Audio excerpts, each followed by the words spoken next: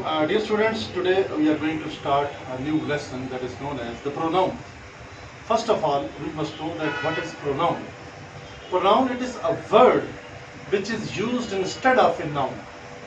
ये एक ऐसा लफ्ज़ है या ऐसे अल्फाज हैं जो कि आप किसी इसम की जगह पे इस्तेमाल करते हैं. वो अल्फाज जो किसी इसमें मारफा या नकरा की जगह पे इस्तेमाल हों. For example, we say that I, my, me, we, our, us, you, your, you, he, his, him, she, her, it, its, it, they, their, them. ये वो प्रोनाउंस हैं जो कि इसके अलावा और भी प्रोनाउंस हैं जैसे himself, herself, who, when, where, what, why, ये भी हैं. फिर इनको फर्दर क्लासीफाई कर दिया गया है. सबसे पहले तो हमें ये बताना चाहिए कि प्रोनाउन होता क्या है और प्रोनाउन क्यों इस्तेमाल किया जाता है. प्रोनाउन इसलिए इस्तेमाल किया जाता है कि हम अपनी डेली कन्वर्सेशन में हम बातचीत कर रहे हो या कुछ हम चीज़ें लिख रहे हो, कोई आर्टिकल लिख रहे हो, कोई टॉपिक्स के ऊपर हम कुछ लिख रहे हो. फॉर एग्जाम्पल, हमारे पास एक ऐसे आ जाता है कि write an essay on your best friend, write an essay on your best teacher. तो आप ऐसा नहीं करेंगे, आप हर एक लाइन के अंदर अपने दोस्त या अपने टीचर का नाम बार बार लिखेंगे. इस तरह से आपकी जो राइटिंग है वो बहुत भद्दी हो जाएगी, वो बड़ी बदनुमा हो जाएगी, कोई भी उसको लाइक नहीं करेगा. ना हैंड राइटिंग वो, ना आपका जो राइटअप होगा वो खूबसूरत होगा और ना कोई उसके ऊपर तवज्जो देगा, और ना ही आप कहीं आगे एग्जामिनेशन में बैठे हैं तो आप अच्छे नंबर कभी भी किसी सूरत में भी नहीं ले सकेंगे. तो लिहाजा ये नाउन की जगह पे जो इस्तेमाल होते हैं अल्फाज, वो प्रोनाउन, उनका इस्तेमाल बहुत ज़रूरी है और उनका इस्तेमाल बहुत एहतियात के साथ करना है. अगर उनका इस्तेमाल आपको नहीं आता, किसी गलत तरीके से उनका इस्तेमाल करते हैं तो आपके सारे सेंटेंस गलत हो सकते हैं और आप अपने जो आउटस्टैंडिंग मार्क्स हैं उनसे आप महरूम हो सकते हैं. बजाय आप कामयाब हों, आपका कदम नाकामी की तरफ बढ़ता जाएगा. ये उस सूरत में जब आप चीज़ों को समझेंगे नहीं और जब आप इतनी प्रोनाउंस का गलत तरीके से इस्तेमाल करेंगे. Let's see to the board we see here. जैसे कि हमने डिफाइन कर दिया है, उर्दू ज़बान में इसमें ज़मीर कहते हैं, प्रोनाउंस को इसमें ज़मायर कहा जाता है. जैसा कि ये किसी नाउन की जगह पर इस्तेमाल होते हैं. अब हम आते हैं इनकी टाइप्स की तरफ. इनकी जो फर्स्ट और फोरमोस्ट टाइप है वो है पर्सनल प्रोनाउन. पर्सनल प्रोनाउन भी तीन किस्म के होते हैं. First person pronoun, second person pronoun and third person pronoun. Further in जो तीन पर्सन प्रोनाउन है, 1, 2, 3, तीनों किस्म के जो प्रोनाउंस हैं इनको फर्दर क्लासीफाई कर दिया गया है. सब्जेक्टिव केस में, पोजेसिव केस में और ऑब्जेक्टिव केस में. आई, वी ये सब्जेक्टिव केस है, यू सब्जेक्टिव केस है, ही, शी, इट, इसके अलावा जो दे है ये सारे सब्जेक्टिव केस है. और आगे इनके पोजेसिव केसेस हैं, जैसे आई का है माई, वी का है आवर, यू का है यूअर, ही का हिज, शी का हर, इट का इट्स, दे का देयर. ये सारे पोजेसिव केसेस हैं. और आखिर पे जो उनका तीसरा केस बनता है वो है ऑब्जेक्टिव केस. जैसे आई का I, my, me, me is the possessive, you can say objective case.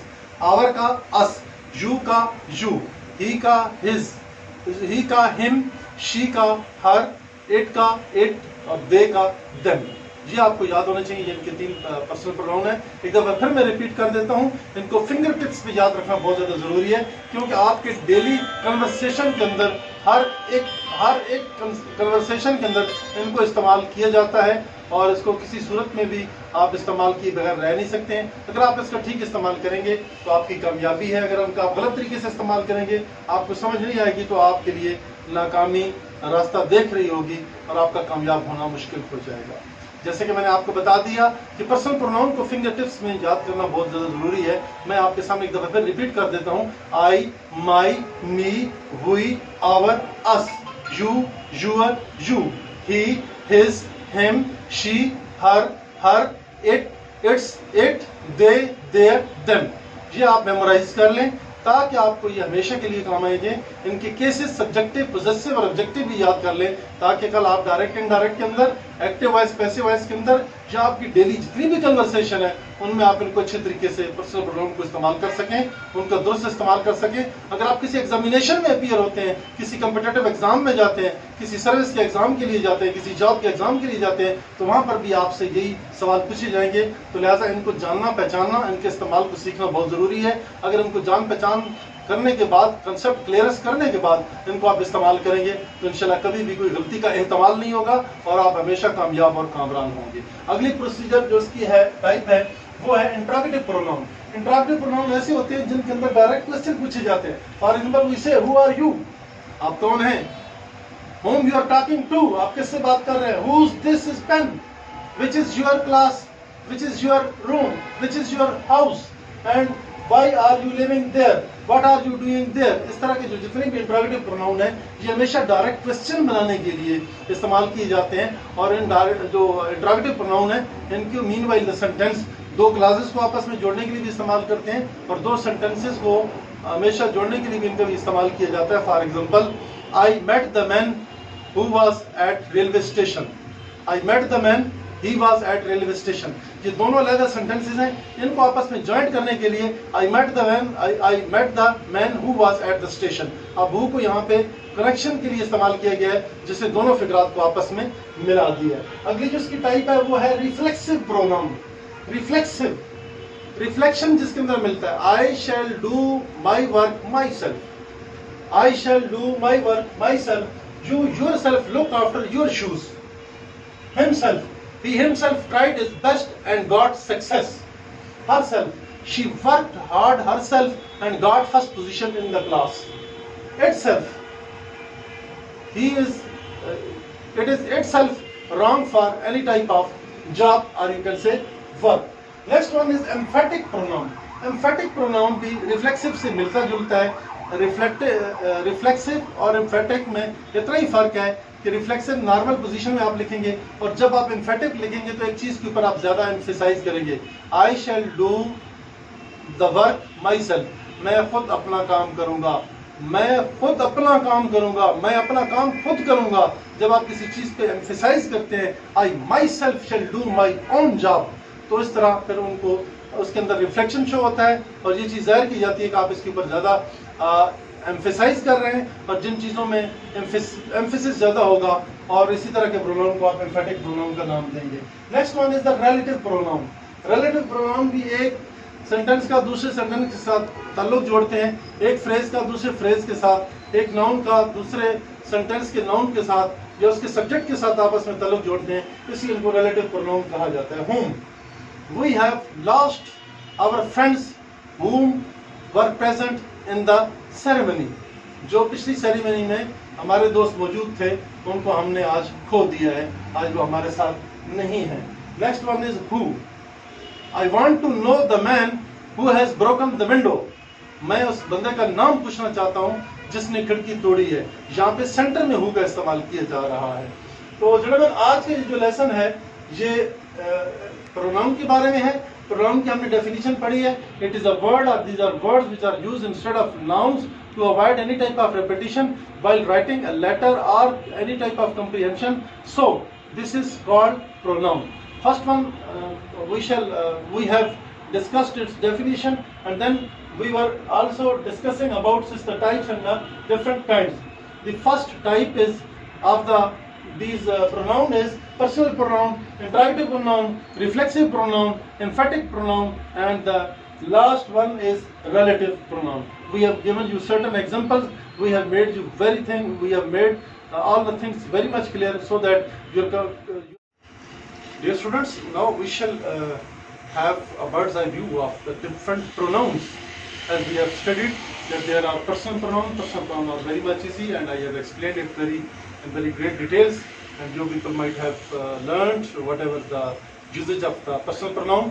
Then there was the second type of, you can say, reflexive pronoun, then emphatic pronoun, relative pronoun, and interrogative pronoun. Here we have produced certain example and their accurate usage in this English language or the conversation which we are making on daily basis with one another.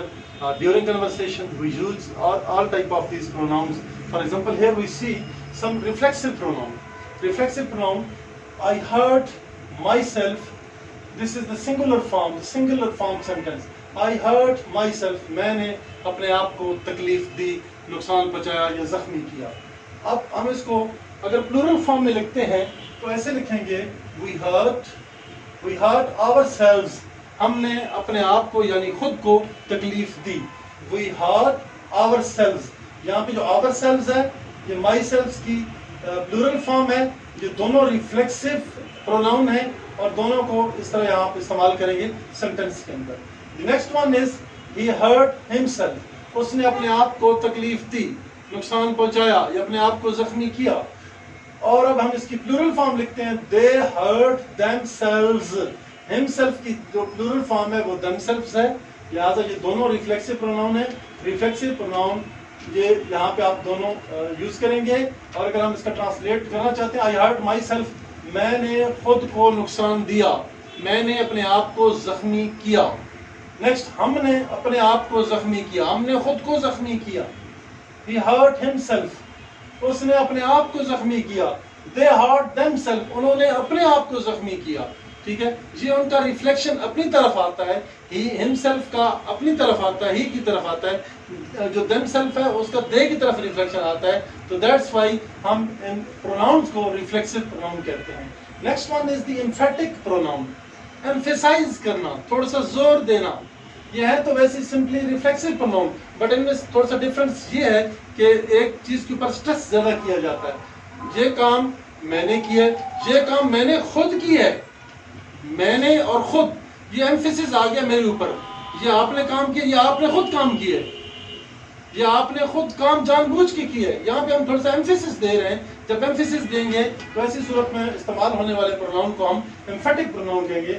I will do it, जैसे हम कहते हैं I will do it, मैं इसे कर लूंगा, मैं इसे खुद कर लूंगा। I will do it my self. जब आप माई सेल्फ साथ लगाएंगे तो आप यहाँ पे आप देखेंगे कि इसके ऊपर एम्फेसिस आ रहा है। He himself said so, he said so, उसने ऐसे कहा, उसने खुद ऐसे कहा, उसने ऐसे कहा और उसने खुद ऐसे कहा। आपको यहाँ पे बिल्कुल वाज़ेह होता है कि एक चीज का दूसरी चीज के ऊपर एम्फेसिस दिया जा रहा है और मामले को स्ट्रेस किया जा रहा है, एम्फेसाइज किया जा रहा है। She said like this, she said like this, she herself said like this, उसने बिल्कुल खुद ऐसे ही कहा जो उसे नजर आया, पसंद आया। They themselves admitted their guilt, they admitted their guilt, उन्होंने अपनी गलती का इतराफ किया, उन्होंने खुद अपनी गलती का इतराफ किया। यहाँ पे जो एम्फेसिस आ रहा है वो दे के ऊपर आ रहा है और themselves की वजह से आ रहा है, तो यहाँ पे themselves ये होगा रिफ्लेक्सिव प्रोनाउन। नेक्स्ट जो टाइप है इसकी वो है रिलेटिव प्रोनाउन। रिलेटिव प्रोनाउन कुछ ना कुछ रिलेशन शो करते हैं। फॉर एग्जांपल यहाँ आपके पास दो सेंटेंस हैं। दिस इज द बॉय, ये एक लड़का है। ही वर्क्स हार्ड, दरमियान में हम ही खत्म कर देते हैं और हु का इस्तेमाल करते हैं।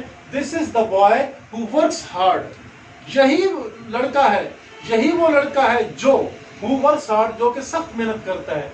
दीज आर द बॉयज, अब प्लूरल फॉर्म है। These are the boys who work hard, यही वो लड़के हैं। दीज आर द बॉयज, यही वो लड़के हैं हु वर्क हार्ड, जो सख्त मेहनत करते हैं, जो कड़ी मेहनत करते हैं। तीसरा सेंटेंस है these are the boys who all praise.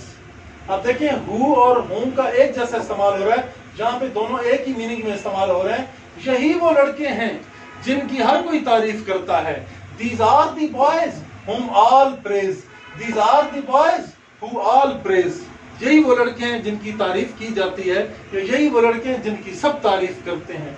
अगली जो टाइप है वो है इंट्रोगेटिव प्रोनाउन। इंट्रोगेटिव प्रोनाउन में इस्तेमाल होने वाले हु, व्हाट और विच, यहाँ पे उनका इस्तेमाल देखें। आई asked who was sleeping, I asked, ये दोनों आइदा आस्क्ड, यहाँ पे वाज स्लीपिंग अलग है, ये टू इसको आपस में रिलेटिव इंट्रोगेटिव प्रोनाउन के तौर पे यूज हो रहा है। और इंट्रोगेटिव प्रोनाउन में आपको बता दूं, व्हेन, वेयर, हु, हुज, हुम, ऐसे इंट्रोगेटिव जो सेंटेंसेस हैं उनके अंदर भी इनको इस्तेमाल किया जाता है और वहां पे भी इनको इंट्रोगेटिव प्रोनाउन को इस्तेमाल किया, नाम दिया जाता है। अब यहाँ पे सेंटेंस के सेंटर में इस्तेमाल हो रहे हैं, दो फ्रेजेस को या दो पार्ट ऑफ सेंटेंसेस को आपस में ज्वाइंट कर रहे हैं और एक एक्सप्लेनेशन कर रहे हैं। यहाँ पे एक्सप्लेनेशन के साथ ये भी पूछा जा रहा है, I asked who was speaking, मैंने पूछा कौन बात कर रहा था। Who was speaking. I don't know who is there, मुझे नहीं पता वहां पे कौन है। I don't know who is there. Tell me what you have done, यहाँ पे जो व्हाट है इज इंट्रोगेटिव प्रोनाउन है। आस्क व्हाट ही वांट्स, उससे पूछे वो क्या चाहता है। Ask what he wants. Say which you would like best, उसे कहें कि उसे सबसे अच्छा क्या पसंद होगा, उसे सबसे ज्यादा क्या लाइक होगा, क्या पसंद होगा। तो जेंटलमैन आज के जो लेसन था हमारा प्रोनाउंस के बारे में था, इनकी टाइप्स के बारे में था, और स्पेसिफिक हमने इसके ऊपर रोशनी डाली कि वो जो डिफरेंट प्रोनाउंस हैं उनको आप अपनी कन्वर्सेशन में, अपने रिटन एग्जाम के अंदर, अपने पेपर में, डेली कन्वर्सेशन जो आपकी रिटन है उसमें आप कैसे इस्तेमाल करते हैं। मुझे उम्मीद है कि आज का ये लेसन आपको समझ आया होगा और आपने इससे बहुत ज़्यादा फायदा उठाया होगा। मेरी तमाम व्यूअर्स से और स्टूडेंट्स से ये रिक्वेस्ट है कि आप हमारे चैनल को बराए मेहरबानी आप सब्सक्राइब करें और हमारी वीडियोस को लाइक और शेयर करें और अपने दोस्तों के साथ भी शेयर करें। बेल आइकॉन के बटन पे आप जरूर क्लिक करें ताकि आने वाली जितनी वीडियोस हैं वो आपको आसानी मिल सके। बहुत शुक्रिया। अल्लाह हाफिज। पाकिस्तान जिंदाबाद।